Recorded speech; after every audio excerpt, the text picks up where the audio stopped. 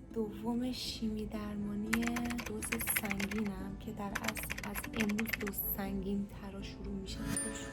قرصای مسکن و قرصایی که قبل از شیمی درمانی باید شروع بشه رو بهم دادن خوردم. صبحانه هم الان براتون ویدیو میگیرم نشون میدم و همچنین همه عزیزم یه خسته نباشی بهش میگم. سلام، صبح بخیر. دیشب بچه ما واقعا دیر خوابیدیم، یعنی من دیروز انقدر سردرد داشتم، روز اولی به مدت یه 10 ساعتی سردرد بد بودم و اینو فقط یه قرص مسکن میشه بهم ندادن و گفتن چون ما باید دائم علائمتو چک کنیم و مطمئن بشیم که تو سرماخورده نیستی. یه موضوع خیلی مهمیه، اگه قرص مسکن بخوری اینو سرماخورده باشی نشون نمیده همچین چیزی. بلکن جونم براتون بگه که از اینا الان همینطوری که میبینید 3 تا از ایناست که اینجوری فشار میدی گرم و داغ میشه گذاشتم رو سرم. کلا تو 10 ساعت با اینو گذروندم. الانم که دیگه تا 10 دقیقه دیگه نیم ساعتم تموم میشه و میان شیمی سنگینمو شروع کنم و من سریعتر صبحانه رو بزنم. درخواست پنکیک کردم، ماست نمیدونم توت فرنگی هم چیزی، میوه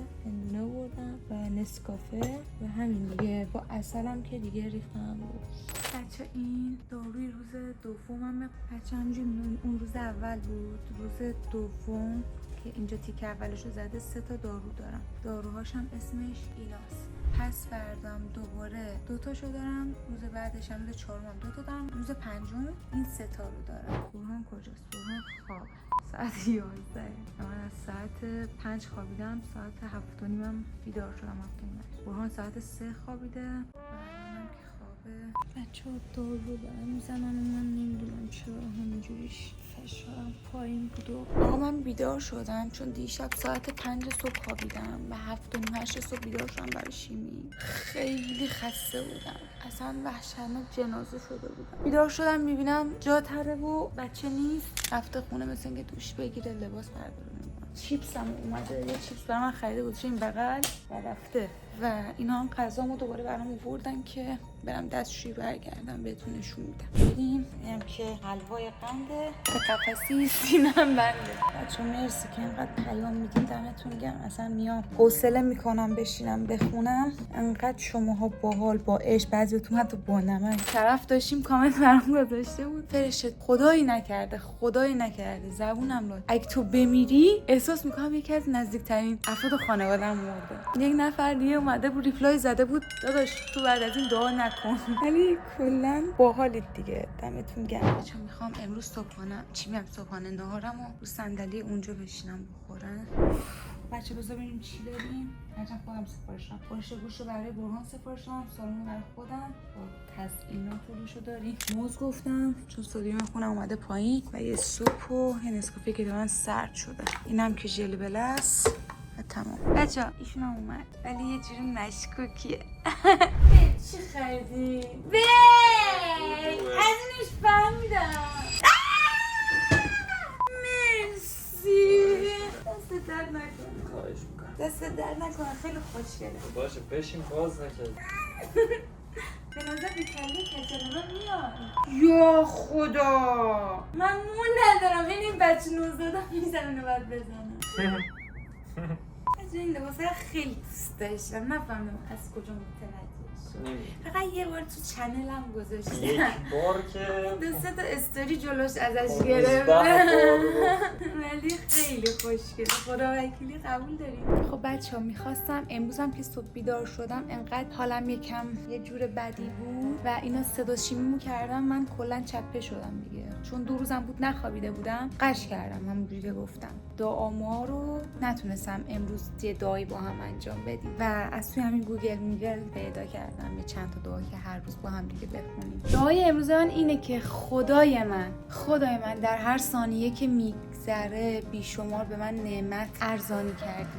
خب حالا این نعمت ها چی هن؟ تپش قلب، دم و بازدم، پلک زدن، فکر کردن، صحبت کردن، راه رفتن، خندیدن، گریه کردن، یعنی دیدن و شنیدن و همه اینا. خیلی از نعمت‌هایی که از شمردنشون ناتوانم. آره دیگه. ببخشید که خیلی دام احساسی نبود. دوست داشتم که اینو یادآوری کنم به نوبه خودم، هم برای خودم هم برای شما. حالا خیلی وقتا ما شکرگزاری میکنیم ولی تو دلمون بلند نمیایم بگیم، ولی اصل مطلب اینه که خدای شکره واسه هر لحظه که نفس میکشیم، هر لحظه که حتی این دردایی که داریم نشون میده که زنده ایم. دوستتون دارم. من الانم اومدن اینو برای من وصل کردن که بتونم برم همون دوش بگیرم. واقعا از پرسنل اینجا واقعا تشکر میکنم، انقدر اینجا شیک تر تمیز اومدن، با اینکه تمیزم بود و من اصلا کثیف نکرده بودم ولی هر 2 روز میان تمیز میکنن. اینجا رو بهتون نشون بدم که حوله چند تا برام اینجا آوردن، چند تا اینجا آوردن. اینجا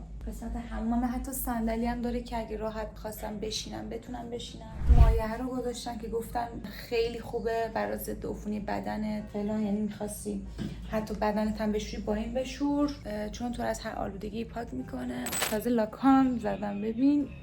و این لحظه که دارم براتون میخندم یکی از دردناکترین لحظه‌های زندگیمه که خیلی درد دارم ولی بخوام نمره بدم به درد اینجام و ایران، خیلی درد ایرانم بیشتر. خیلی. حالا نمیدونم این که من توی ایران بعد از شیمی درمانی یک کله میرفتم خونه و هیچ قرص مسکنی برای من نمیدادن یا قرص مسکناشون تاثیر نمیکرد، یا اینکه اینجا توی محیط بیمارستان ایران من میخواستم فرار کنم، التماس دکترم میکردم تو رو خدا آقای دکتر قول میدم نمیدونم غذا بخورم، قول میدم فقط منو مرخص کن، چون دهن من ببین حتی تو سوزن زدناشون، تو آمپول زدناشون، تو رزین بازم اذیتت میکردن. یعنی 1 ثانیه نمیتونستم تو بیمارستان اونجا بخوابم، یعنی انقدر من سخت میگذشت. همش چشم به این ساعته بود و هر 1 ثانیه اندازه 1 سال میگذشت. هر 1 ثانیه تو بیمارستان ایران اندازه 1 سال به من سخت میگذشت و من آرزو داشتم زودتر صبح بشه بلکه دکتر بیاد و من بتونم یه تایمی داشته باشم التماسش کنم که منو مرخص کنه از بیمارستان. ولی انقدر اتاق اینجا اتاق خصوصی به مرتب، پرسنل مهربون، انگار به خدا خواهر مادر خودتن، انقدر که دل میسوزونن. یعنی تنها بیمارستانی که تو زندگی فکر کنم دلم با اینکه دارم سخت‌ترین لحظاتو میگذرونم ولی اون حس ناراحتی رو ندارم که زودتر برم خونه، چون انقدر همه چی اوکی، انگار خونمه. لباسی که خودم خواستم و توش تنم کردم، غذا هر چی دلم بخواد میتونم سفارش بدم بگم بیارم بخورم، لپتاپی که بهم دادن بتونم باهاش سرگرم شم، بازی کنم، فیلم نگاه کنم، اینترنتی که بهم دادن اینجا استفاده کنم. همین دیگه. من برم همون برگردم.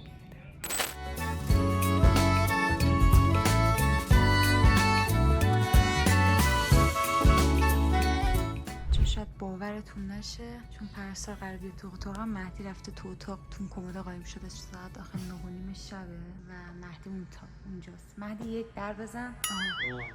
ببن بچه برام آبجو. هر لحظه احساس می‌کنم میخواد الان بیاد درو باز کنه. دقیقاً من همچین احساسی داشتم که داره جلو بده. من رد میشه. آهنگ هالووینم گذاشتم، گفتم دیگه خیلی طبیعی میشه اگه درو باز کردی هپی هالووین بگی. چرا دیر رفت؟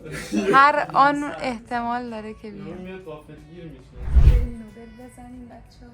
برکت.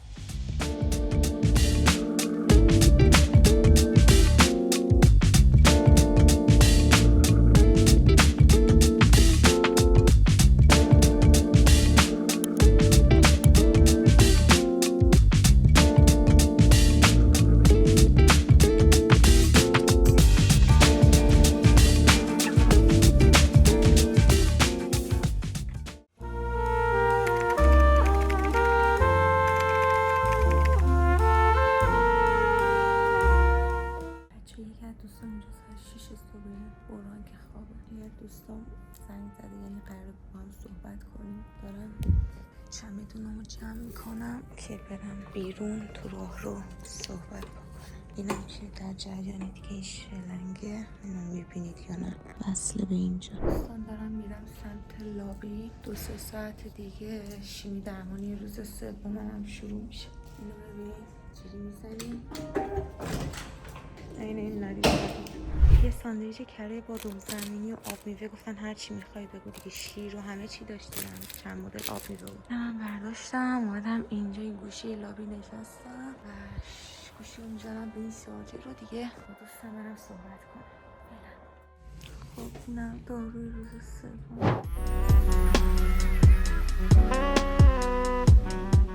بچه ها. الان مامانم داره زنگ میزنه، رفتم سریع یکم آرا بیرا کردم چون صورتم خیلی پف کرده بود. یکم جامو تیره کردم، کرم برم نزدم، فقط یکم جامو تیره کردم، ریمل زدم، یکم مداد لب کشیدم. گفتم زنگ میزنه منو سر حال تر ببینه، منو بهتر ببینه. یکم درد استخون دارم. این یک کمی که میگم برای یک نفر دیگه از 1 تا 10 باشه یا از 1 تا 8 باشه، ولی من میگم یکم دیگه خیلی سعی میکنم که فعالیت کنم، یه جا نشینم. بالاخره منم دور شد. نه هی میگفتیم کوفیمس اینجاست. خواب بوده تا الان. چه خبر؟ این یک گربه خوابالو انقدر قشنگ آروم میشه که میخوابه، نگاش میکنم مثلا دلت نمیاد بیدارش کنی، انقدر که این قشنگ تو خواب عمیق. دلت نمیاد یا جرأتشو نداری؟ واقعیت جرأتشو نداره. معمول. چون ببین قشنگ تایمی که احساس میکنه که من الان از که بیدارش کنم مثلا اینجوریه تو خواب. تو همون خواب اخماشو میکنه، تو هم من دیگه هیچی بهش نمیگم، میگم بخواب و خودت خواستی بیدارش.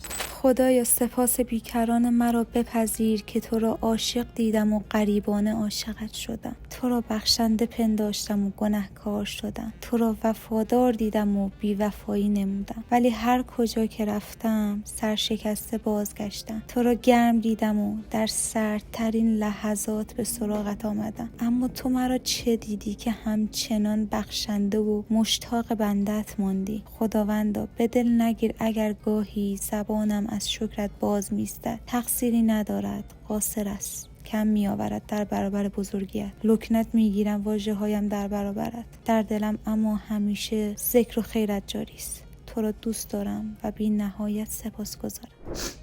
الان تبدیل شدم به یه خوشگل سرطانی گریان. مهمونام که نمیشناسمشون تا حالا ندیدمشون، خیلی بهم پیام دادم، ولی دیگه 2 نفر دیگه خیلی بهم پیام دادن دیگه، آدرس رو بهشون دادم، دارن میان. حالا نمیدونم یکیشون امروز میاد، شاید یکیشون فردا بیاد. تا شدم اتاقمو اینجا رو مرتب کردم، این برای مرتب کردم، حتی تختمو مرتب کردم، ولی این داروی شیمی به جون خودم من کرم نزدم. ببین هیچی که نگاه کرم هیچی نیست، اصلا نمیدونم چی دارن به آب، به خاطر آبایی که چون من اصلا آب نمیخورم در طول روز، 1 لیترم آب نمیخورم چه برسه به 8 لیتر. بعد اینا از تایمی که من اومدم دارن 9 لیتره. اگه من تایمی که خوابمو نمیدونم اینا بازم از این آبا بهم میزنن، ولی تا همینجا فکر میکنم یه 18 لیتر در روز و 100% به بدنم آب وارد میکنن، یا سدیم نمیدونم چی کسی، ولی فکر میکنم به خاطر ایناست، چون خیلی هم زیاد دستشویی باعث میشه که برم. سدیم کلا یه روزی 18 لیتری دارم بهم میزنن و دیگه الان کندن از بدنم، چون گفتن که دیگه خیلی دیگه دیدن بابا دارم 2 کیلو چاق شدم تو عرض 3-4 روز وزن میکنم، نزدیک 2 کیلو چاق شدم. یعنی قشنگ چاق شدنمو باید از روز اول مقایسه کنید. اومدم بیمارستان، تو صورتم میتونید ببینید پر شده، باید برم کانتور بزنم، یک خط اینجا یک خط اینجا، یکم صورتم لاغر شه. تنها آرایشی که در زندگیم کردم سریع یه ریمل، 1 خط لب و تمام. این پوستم که میبینید معجزات شیمی درمانی من در آمریکاست. بچه‌ها اینم دستگلی که یکی از بچه‌ها برام برده، واقعا ازتون ممنونم که انقدر محبت بدید. بچه‌ها روشنک جونم که اول اومدن یه خانم آقایی بودن، زحمت کشیدن، این گوشه خوشگل برام آوردن و این دستکش و کلاه سفت برام آوردن. واقعا ازتون ممنونم بچه، سر همین من آدرس نمیدم.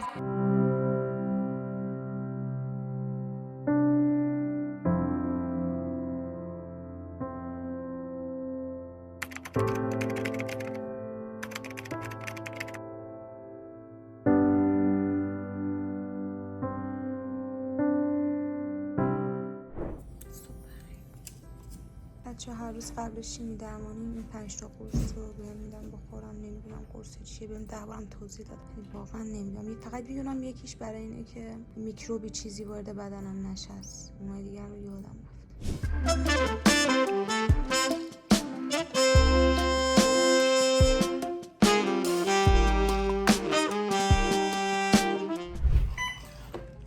کنیم که شیمی درمانم تموم شد، داره بوق میزنه که بیان اینم بکنن امروزم و فردا میشه روز 6 که ما بیمارستانیم، جلسه 5 شیمی درمانی.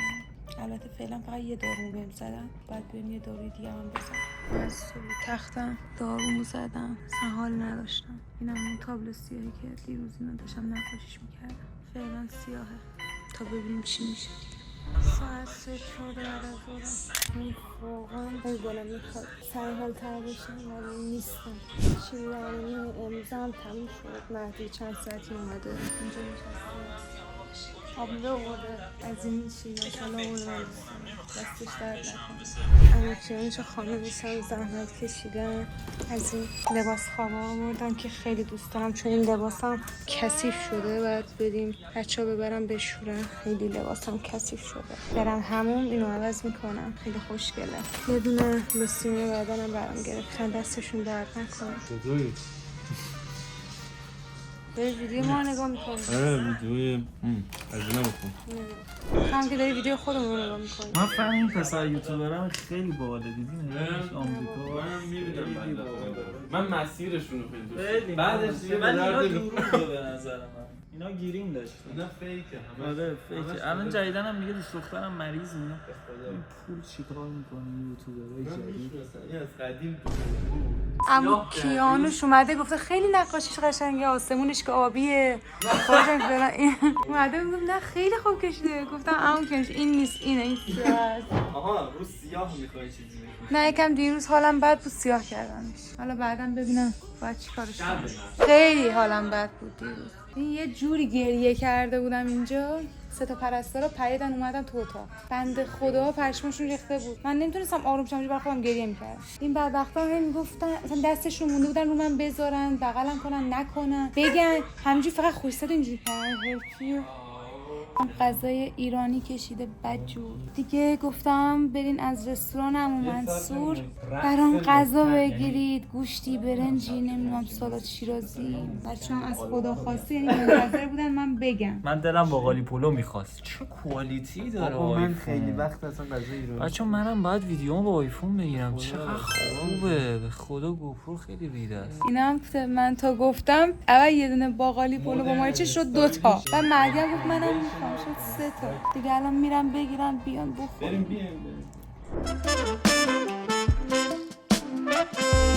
بچه‌ها این غذای بیمارستانی که همبرگر سفارش دادم ولی واقعا خیار پودینگ ظرف میوه از چمون میوه یخ سود نوشابه سس ایناست، ولی خب من ترجیحاً غذای عمو منصور رو بخورم. پلو مایچه رو بخورم. برای گل فرستادم پرستار بود چرا گل میخری؟ گفتم از دوستامون و اطرافیان گفت از این بعد بهشون بگو گل فیک بهت بدم. واقعا نه گل فیک رو میتونیم بذاریم تو اتاق. به هر حال دستشون درد نکنه بابت بچه‌ای که اومدن پیام میدن، همین برای من کلی ارزش داره. اینم از غذای عمو منصور دیگه، دستش درد نکنه.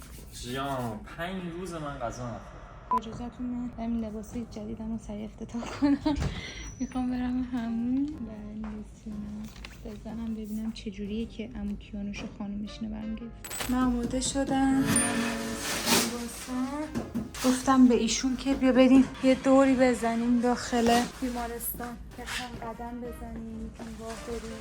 بعدم که دیگه لباسام هم گذاشتم فردا ببره بشوره. اگه میبینیم من یکم گنگو میجم گنگو گیجم دارم سعی میکنم که اوکی تر باشم، ولی خب دیگه از این بهتر واقعا در حال حاضر نمیتونم باشم. چرا دوباره فشارمو بگیرم، ضربان قلبمو و تبمو رو چک کنم. چه یه صبح از یه رستوران دیگه سفارش دادی منم میزنم. خدایا اون تابلوی مشکی من کیه قرار رنگ بشه؟ واقعا یکی که فرشته کشی خجالت بکش. ساعت 1:05 ظهره. از ساعت 4:05 اومدم اینا رو کلا عوض کردم، تمیز کردم. یک سر میان دیگه 6 7 8 هر ساعت هستن اینجا بچه‌ها، یک سر چکاپ میکنن، آزمایش میگیرن، ضربان قلب، فشار خون، همه چی. ایشون هم رفت بیرون، یکم لبخند اومد رو لباش. من میدونستم بره بیرون یه راهی بره حالش یکم بهتر میشه. روز آخرم رو دارم میزنم. میخوام این تقیه سیاه و یه رنگ بهش بزنم.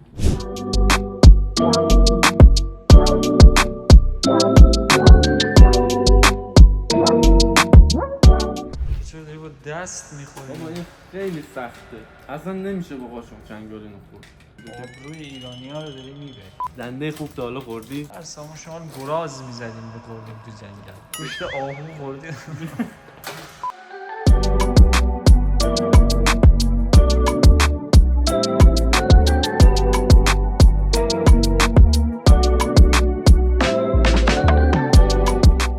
خب بعد شما رفتم پایین ماونتین دو خریدم برای فرشته به یاد قدیم تنهایی بدبختی. از اینا خریدم. از اینا یادتونه بچه تو ایران داریم هنوز فکر نکنم دیگه تولید مولید نمی‌کنن. من مدرسه بودم از اینا می‌خوردم. اینو در می‌ریم می‌ذاریم تو نوتر. الان دقیقا دیگه الان همه میگن ضرر داره اینجا خون اومده بود زده بود بیرون نمیدونم نقاشی سمت راستی مالا جان با اون نقاشی اشتباه نگیریم این نقاشی تو من لاستیکم نه ولی خیلی خوشگل شد. اینا خوب میدونی کجاش آسمون و درختاش خیلی خوب شده. فقط خونه‌شو تکمیل کن. خونه‌ش یکم هنوز کج و موجه. یکم خونه خوشگل شه پرفکت خار مادر خدایی. حالا خیلی بده کشیدمش رفیق منم این خماری رو زیاد کشیدم ان شاءالله تو هم پس. اصلا همین و الان دومین باری که اینجا خون داره میاد.